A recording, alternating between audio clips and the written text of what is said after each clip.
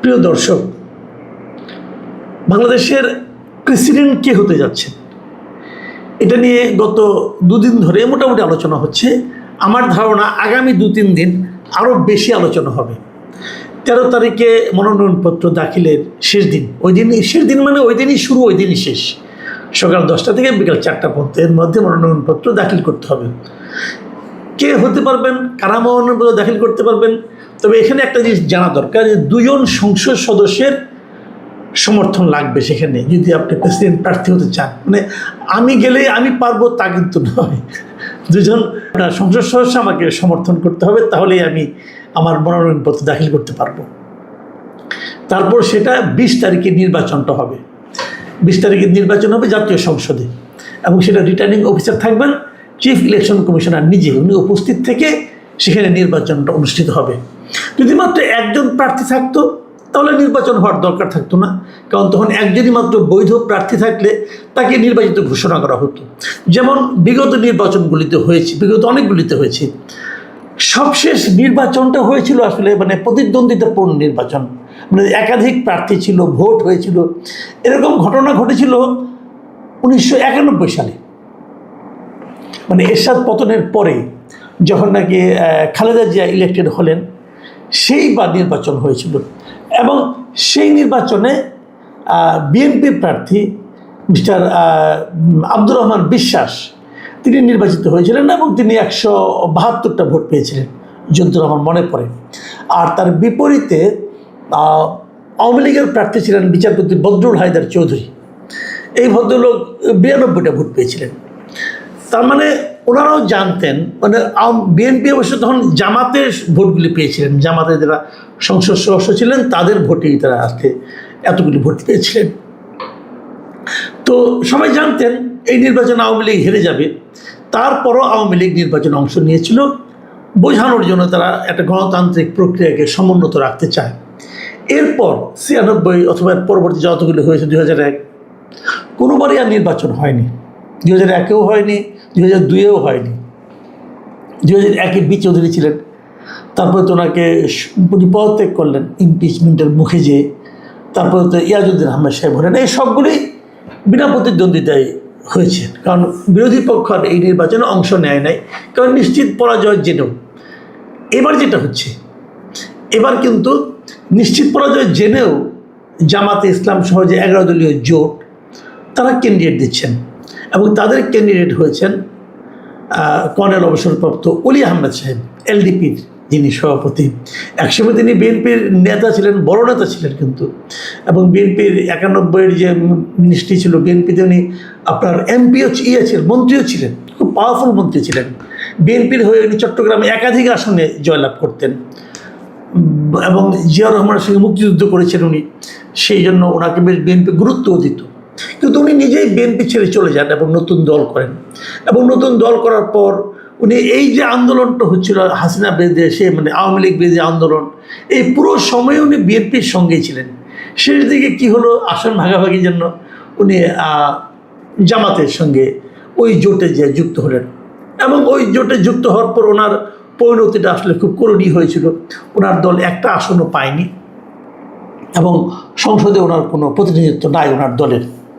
যাও, তো সেই এলডিপি এবার এলডিপির যিনি প্রধান কর্নেল অলি আহমেদ, ওনাকে জামাত ইসলাম প্রেসিডেন্ট প্রার্থী করেছেন। কোনো সন্দেহ নাই এলডিপির নির্বাচনটা, মানে ওনাকে মনোনয়ন দেওয়াটা আমি মনে করি খুব একটা ভালো সিদ্ধান্ত।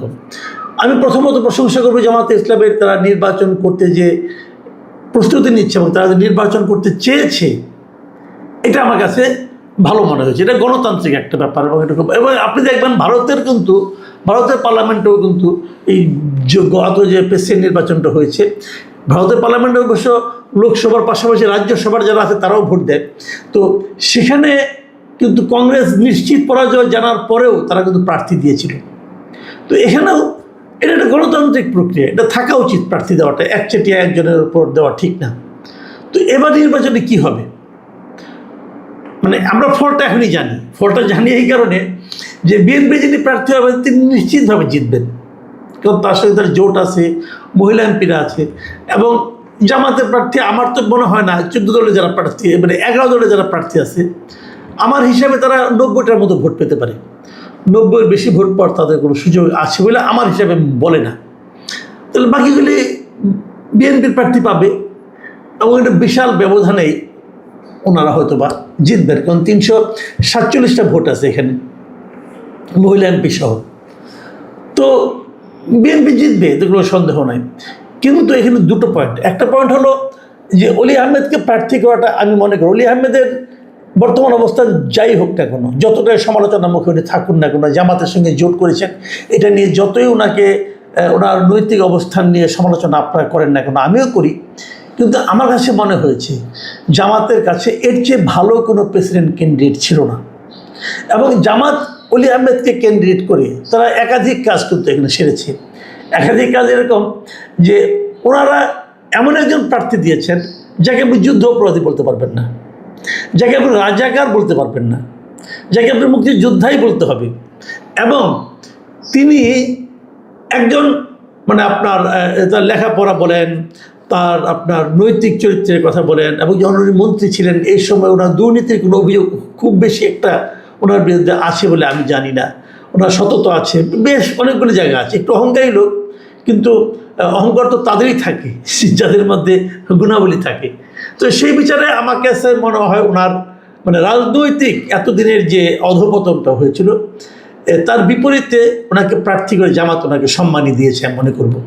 এবং আমি এটাও মনে করব যে উনি নির্বাচনে কিছুই করতে পারবেন না, কোনো আলোচনাতে আসতে পারবেন না, কিন্তু এটা তো ঠিক উনি একজন প্রেসিডেন্ট ক্যান্ডিডেট হয়েছিলেন, এই জিনিসটা পরবর্তী সময়ে আলোচনা আসবে, এটা ওনার জন্য আমি মনে করি ভালো হয়েছে। এবং জামাতও একটা খুবই ভালো সিদ্ধান্ত দিয়েছে। এই ঘটনার মাধ্যমে জামাত আরেকটা কাজ করেছে, সেটাও একটু বলা দরকার। তারা কিন্তু বিএনপির উপর একটা চাপও দিয়েছে। চাপটা হলো এই ধরনের যে আমাদের ভোট কম হতে পারে, কিন্তু আমরা একটা প্রার্থী দিয়েছি, তো আপনারা এর চেয়ে বেটার কোনো প্রার্থী দেন অথবা এর সমসাময়িক কোনো প্রার্থী দেন। আপনারা যদি যেমন হাসিনার আমলে কী হতো, শেখ হাসিনার আমলে কী হতো, উনি যেমন সর্বশেষ যিনি প্রেসিডেন্ট হয়েছেন মোহাম্মদ শাহাবুদ্দিন সাহেব যে ক্যান্ডিডেট হবেন, এটা আওয়ামী লীগের নেতৃবৃন্দ মানে কোনো পর্যায়ের কোনো লিডার একবারের জন্য আলোচনায় আনেন নাই, চিন্তাও করেন নাই। কারণ মোহাম্মদ শাহাবুদ্দিন ওই পর্যায়ের কোনো লিডার আওয়ামী লীগে ছিলেন না।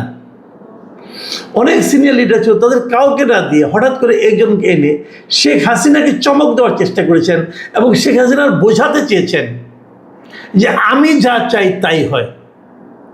উনি বোঝাতে চেয়েছেন আমি যদি একটা কলা গাছটাও আনি তাও তোমরা তাকে ভোট দিবা, কারণ আমি বললাম বিশাল কিছু, আমি স্বৈরাচারী, আমি একটা যাই বলেন আপনি, উপরে আল্লাহ নিচে আমি যা বলবো তাই করতে হবে।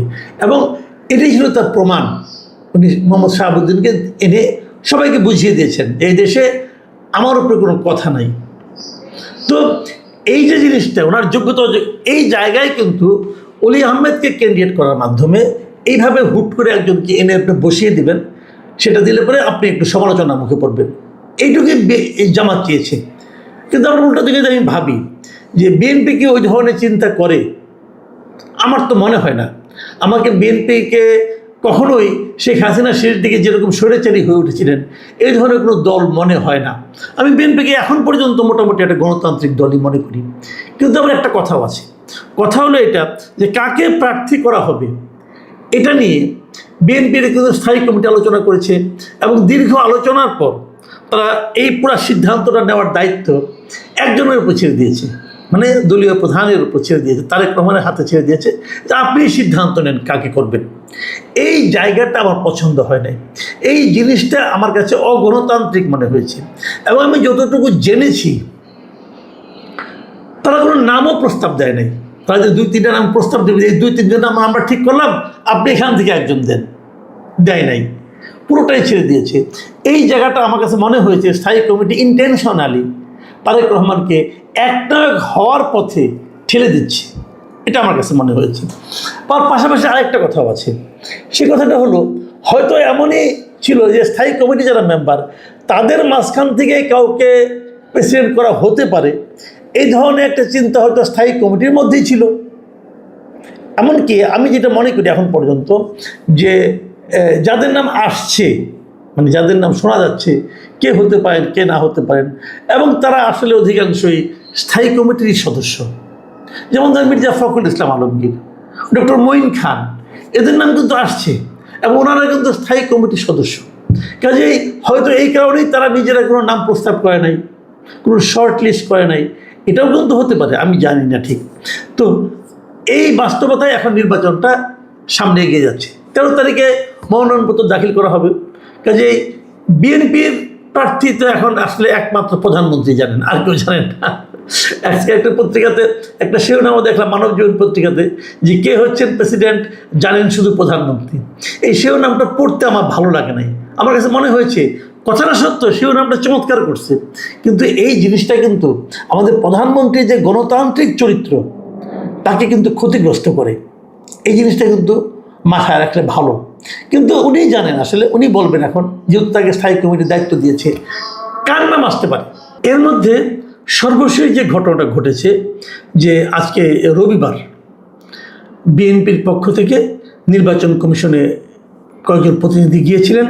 তারা যে প্রধান নির্বাচনী কর্মকর্তার কার্যালয় থেকে 2টো মনোনয়নপত্র সংগ্রহ করেছেন। 2টো কেন? 2টো হলো এই কারণে যে আসলে 2জন প্রার্থীর জন্য কিনা আমি জানি না, তবে আমি যতটুকু বুঝি নিয়মটা হলো একজন প্রার্থীর জন্য 2টো মনোনয়নপত্র জমা দেওয়া যায়। এটা এই কারণে যে যদি একটাতে কোনো ভুল ভ্রান্তি হয়, নামের বানান টানান এদিক সেদিক হয়, সেই জন্য 2টো মনোনয়নপত্র তারা জমা দেবে। তো আমার ধারণা এই জন্যই তারা একজনের নামেই জমা দেবে। কার নাম জমা দিতে পারে? এখন অনেকে বললাম যে আপনার এই স্থায়ী কমিটি যারা আছেন তাদের মাঝখান থেকে বেশ কয়েকজনের নাম শোনা যাচ্ছে। খন্দকার মোশাররফ হোসেনের নাম শোনা যাচ্ছে, মির্জা ফখরুল ইসলামের নাম শোনা যাচ্ছে, ডক্টর মঈন খানের নাম শোনা যাচ্ছে, এবং বর্তমানে যিনি ভারপ্রাপ্ত আপনার রাষ্ট্রপতি আছেন মেজর হাফিজউদ্দিন আহমেদ, যিনি স্পিকারের দায়িত্ব পালন করছেন, তার নামও শোনা যাচ্ছে। তো এর মধ্যে কে হতে পারে? নানা কিছু হতে পারে। আমি আমার একটা সম্ভাবনা এবং একটা হাইপোথিসিস আপনাদের সঙ্গে একটু শেয়ার করে আলোচনাটা শেষ করব। আমার ধারণা শেষ পর্যন্ত ফখরুল ইসলাম আলমগীরই রাষ্ট্রপতি হতে যাচ্ছেন। আমার এর পিছনে কয়েকটা কারণ আছে। প্রথমত ওনার যে অবদান, যে বিগত পুরো আন্দোলনের মধ্যে, এটা একদম মানে এই আনপ্যারালাল। ওনার অবদানের মতো আর কারো অবদান নেই। উনি যথেষ্ট ভদ্রলোক হিসেবে পরিচিত, একজন ক্লিন পলিটিশিয়ান এবং লেখাপড়া জানা লোক। উনি অধ্যাপক ছিলেন, অধ্যাপনার সঙ্গে জড়িত ছিলেন। যে মানে সর্বজনগ্রাহ্য এবং যে কোনো জায়গায় ওনাকে প্রেজেন্ট করা যায় এমন একটা লোক উনি। বয়সও হয়েছে, ওনাকে দেওয়ার সম্ভাবনা আমার বিবেচনায় সবচেয়ে বেশি। আমার বিবেচনায় যদি দ্বিতীয় বলেন, আমি দ্বিতীয়ভাবে যাকে রাখতে চাই তিনি হলেন ডক্টর মঈন খান। ওনারও অনেক অবদান আছে এবং ওনার দীর্ঘদিন ধরে আছে, এবং ইউনিভার্সিটির টিচার ছিলেন এবং ভদ্রলোক হিসেবে পরিচিত। ওনার নামে কোনো দুর্নীতির অভিযোগ আছে কিনা কেউ বলতে পারবে না। আমি ডক্টর খন্দকার মোশাররফ হোসেনকে তালিকায় রাখতে চাই না, কারণ উনি এমনি ব্যক্তিগতভাবে অসুস্থ এবং উনি অতটা ক্লিন ইমেজেবল আমি মনে করি না, এটা আমার ধারণা। মেজর হাফিজ খুবই ক্যাপেবল পারসন, হাফিজউদ্দিন আহমেদ, কিন্তু উনি স্পিকার, এবং উনি স্পিকারের দায়িত্ব নেওয়ার পর সংসদকে উনি খুবই সুন্দরভাবে চালাচ্ছিলেন। উনি চলে এলে সংসদে যারা থাকবেন ডেপুটি স্পিকার তারাও ভালো, কিন্তু হাফিজউদ্দিন সাহেবের মতো না। হাফিজউদ্দিন সাহেবের যেরকম একটা পুরো সংসদের উপর যেমন একটা কন্ট্রোল থাকে, সেই কন্ট্রোলটা ওনার যেরকম আছে এটা অন্য কারো নাই। তো সেই হিসেবে বিবেচনা করলে 2জন, মির্জা ফখরুল ইসলাম আলমগীর এবং ডক্টর মঈন খান। আপনারা খেয়াল করবেন, এই জাতীয় সংসদ নির্বাচনের পর যখন মন্ত্রিসভা গঠন করে মঈন খানকে কিন্তু কোনো পদ দেওয়া হয়নি। এটা কিন্তু একটা ইন্ডিকেশন যে তাহলে কি উনি মঈন খানকে এই সরকারে যারা আছেন দায়িত্বশীল ব্যক্তি অথবা কর্তা ব্যক্তি অথবা নীতি নির্ধারণ করছেন, তারা কি মঈন খানের সঙ্গে তার সম্পর্কটা কি শীতল? আমি ঠিক জানি না, এটা বলার জন্য বললাম আর কি। কিন্তু মির্জা ফখরুল ইসলাম আলমগীরকে দেওয়া হয়েছে। তো আমরা তাদের পছন্দের লোকের মধ্যে কিন্তু মির্জা ফখরুল ইসলাম আলমগীর।